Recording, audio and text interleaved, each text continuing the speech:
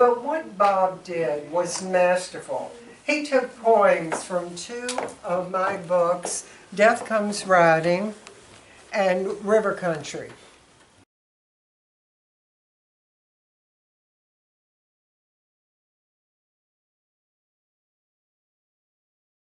And his poem plays, well, you could see his dramatic skills. They are exceptional. My husband was born in Chile, but he grew up in Bolivia. And what Bob did was he carefully selected poems that talked about this experience that I had in his country. He also, you heard him talk about seizures.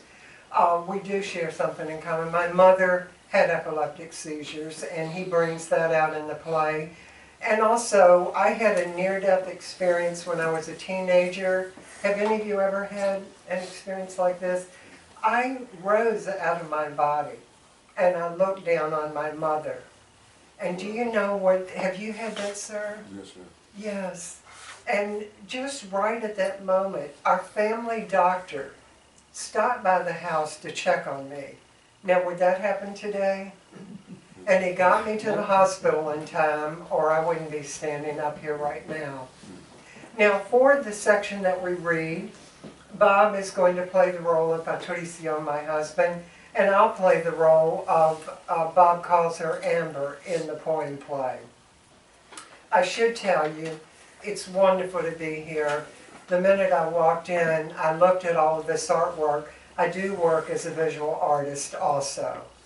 So this is an ideal place to present this.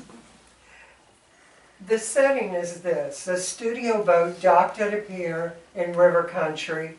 Paintings, some of which are works in progress on easels, are placed about the studio boat, and several artists are working on either side of the stage in pronounced shadow. A man with a guitar, Mike, is strumming. Off stage to the left is the pier and the woods beyond. Among cedars, a flute maker whittles. Thick red slivers fall, their scent so powerful, I'm again a young girl, opening the family's wooden chest to savor a fragrance that does not die out. Like the breath of the carter's flute. The rough-hewn cedar sings, and I take this as witness of ancestral presence, for I have come to this grove to ask my parents long dead for a sign that was here all along in the stir of night. Shadowy figures stand, move forward. Father, mother, death comes riding. From the studio boat, I can see better morning haze, its ghostly vapor dissolving into the river's mouth, plum-cloaked, and opening beneath the first light, ripples flooding like sea pearls, pink and swelling. I can see better from the studio boat, morning sweeping down, gulls gliding over glassy surface, wing shadows floating into the river's mouth, wind-soaked and opening. The suddenness of anything, a passing jet, its ivory fumes parting.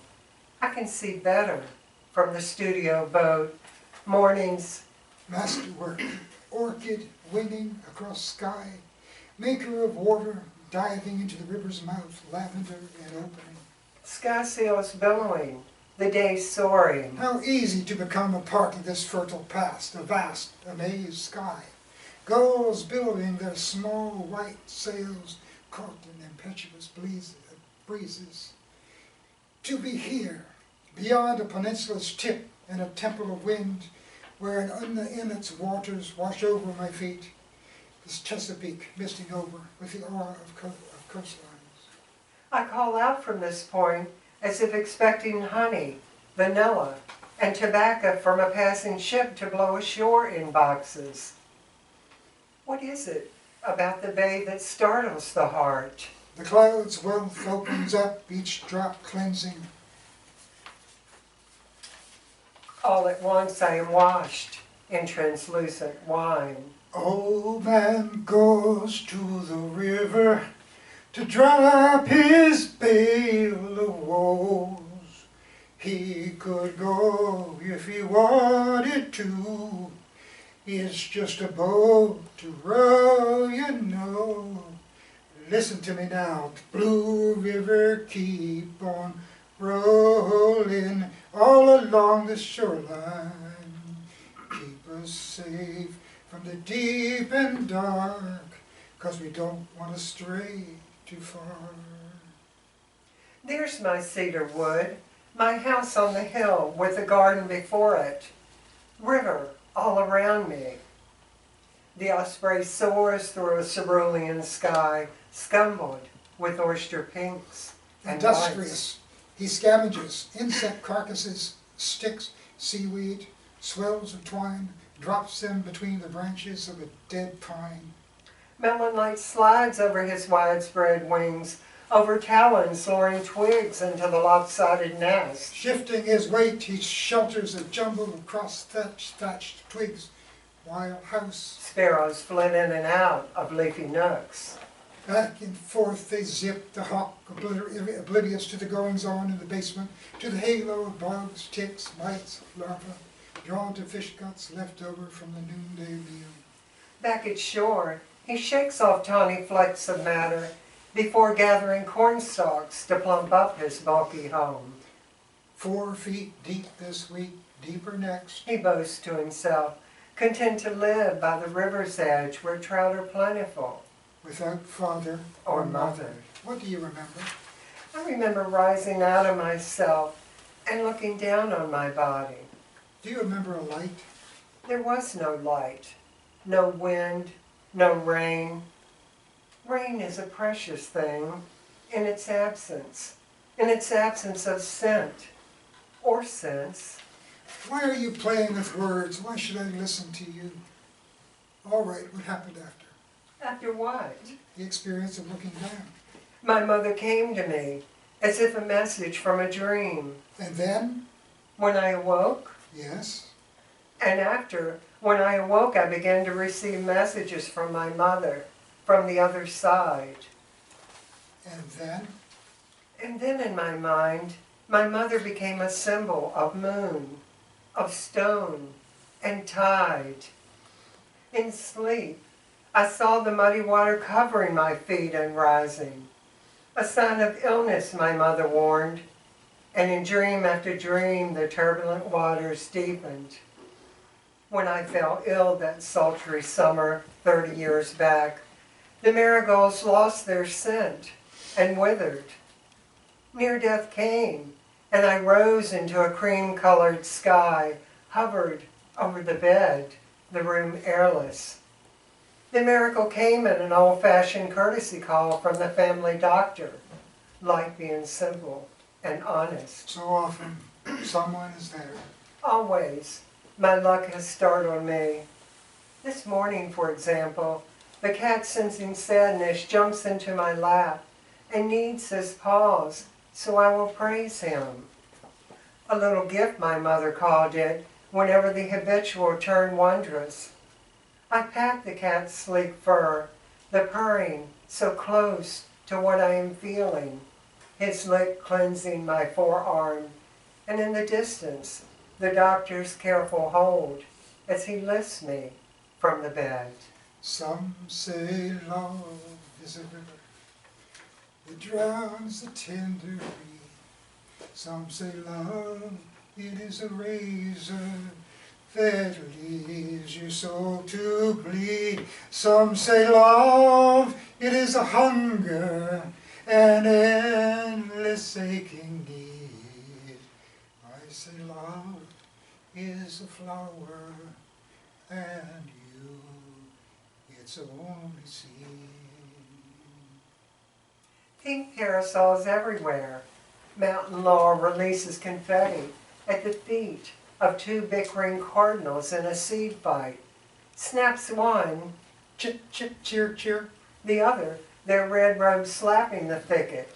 Slicing into view, a third, black barred, blue as a Caribbean bay. Another. The feeders flutter. A woodpecker feathers the angry boys.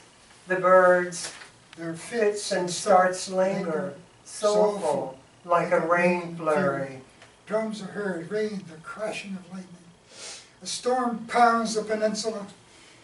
Summer's weather, mutable one moment, heavy showers push through, the next the savory sun.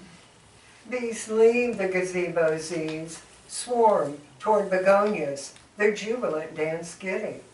Like gusts of milkweed they swirl, sticky nectar sugars their tongues. Honeycombs teem with Carolyn's sweetness in harsh July heat. When the creek kicks up, Steamy air stirs the bees, need to leave something nourishing behind. all summer in woods, mountain laurel, hollies, white oaks beg for rain. Any amount will stop their thirst, but 90-degree heat bears down. June slips by, June creeps to August, and then one day drops fall steadily until maple silver, the light appearing in downpours replenishing amid the hum of all things natural. Seasons change like an old boat listing seaward, filling up with light. The water is wide, I can't cross over, and neither have I wings to fly. Build me a boat that can carry two, then both shall row, my love and I. Oh, loblolly green, fresco darkness falls, barely visible in jacklight.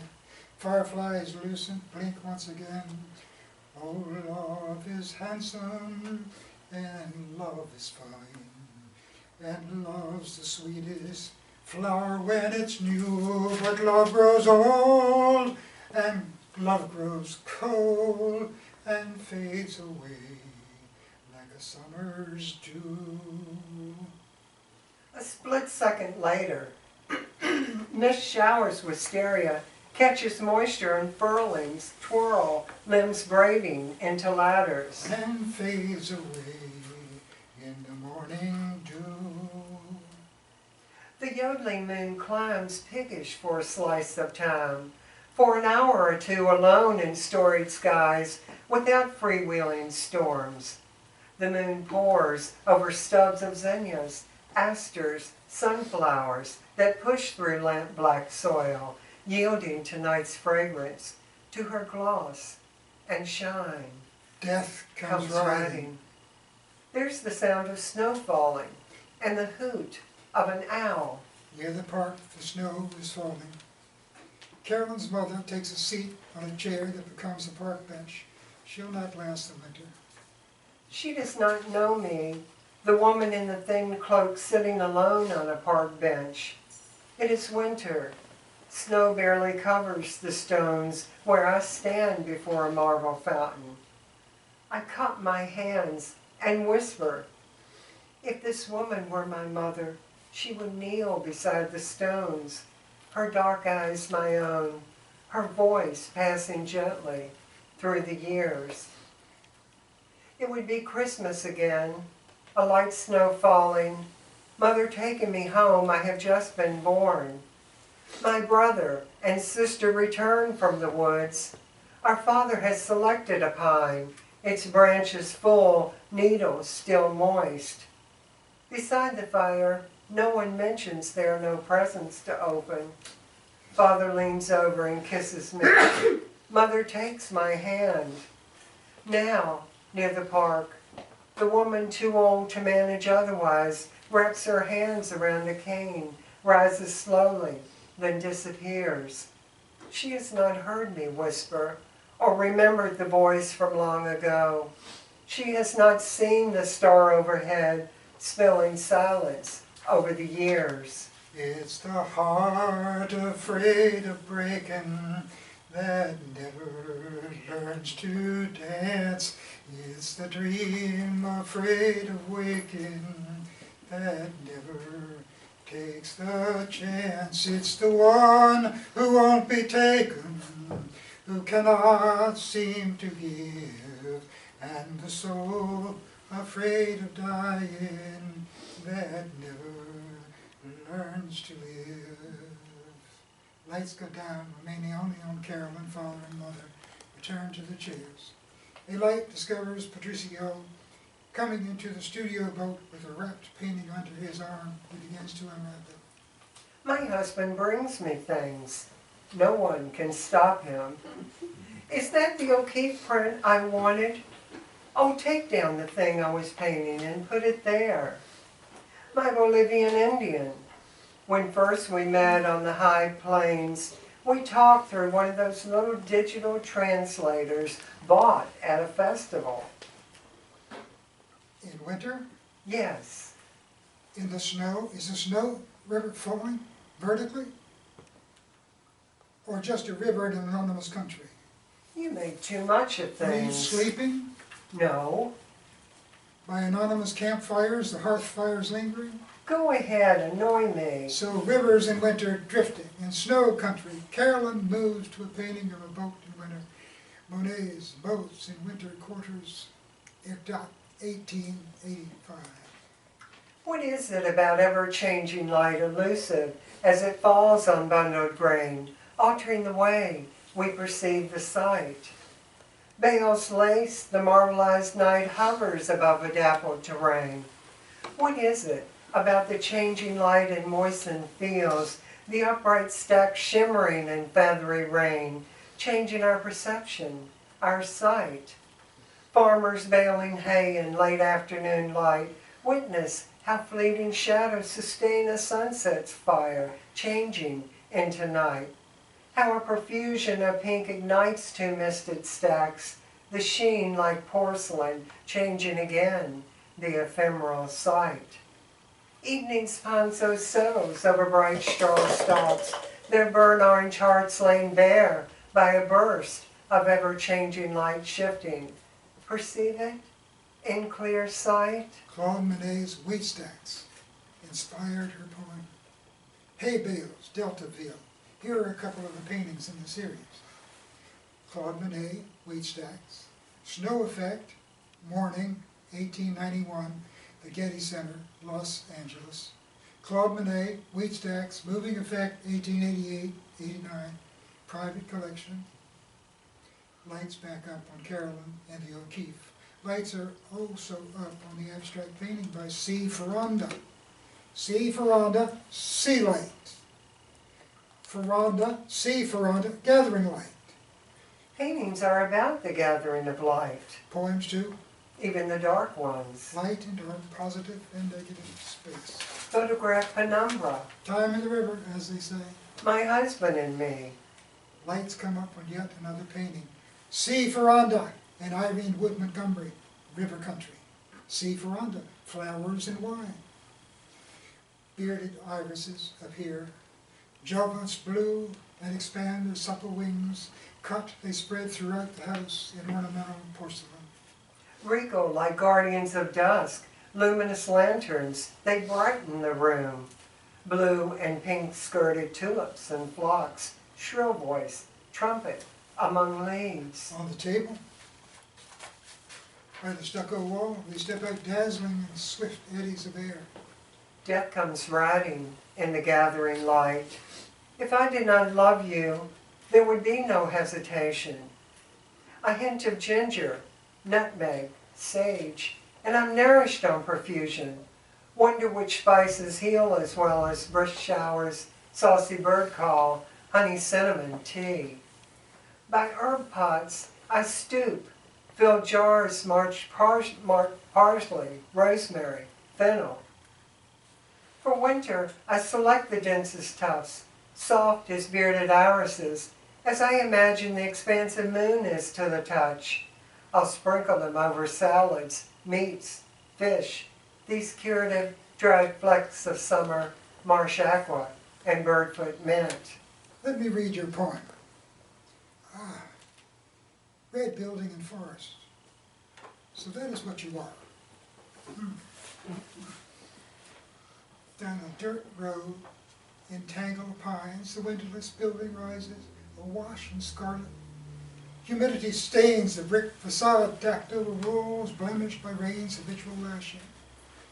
Along the forest floor, vines feed on stems and trunks. They climb to laddered stars, as if to peel away the years, as if to fling open the door. Newcomers long to know if a farmer's dream vanished in the oscillatory of night, while fireflies braided gold in the steamy glade. Sweeping to Carolyn, death everywhere, almost everywhere, your roots and your life.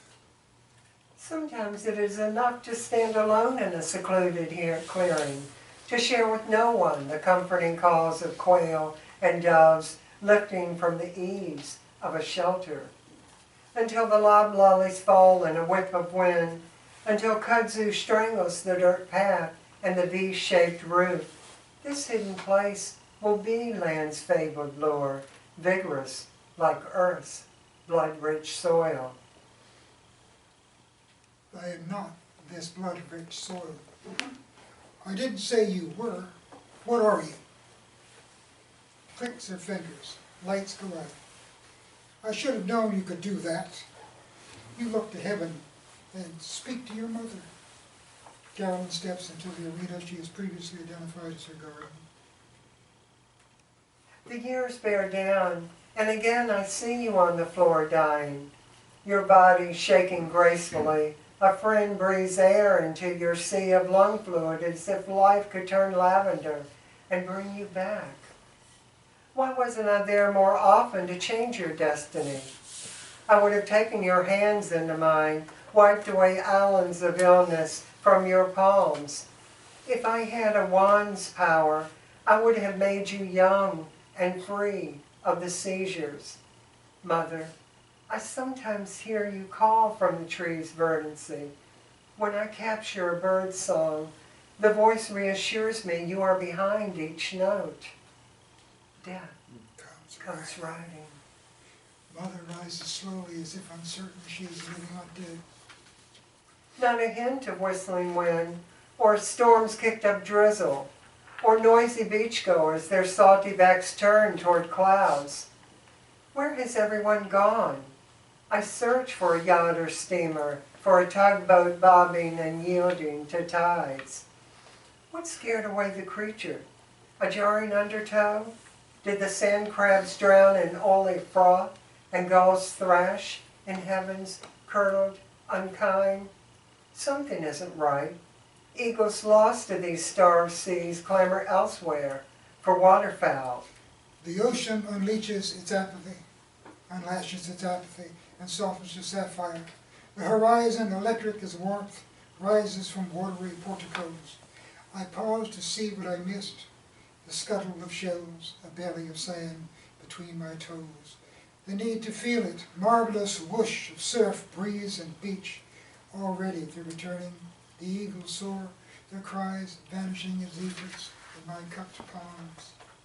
They rise beneath feathery spume, not even their shadows visible. How easily they tease me into believing. See crimson eve falling in the shape of wings. I marvel at the fullness of a beach, deserted, disguised as a path that pushes eastward, the sandy shore cobbled like plumage of an elusive caracara. Waves Mallory blue cleanse the heart and settle over all things furtive. Hear them, Mother?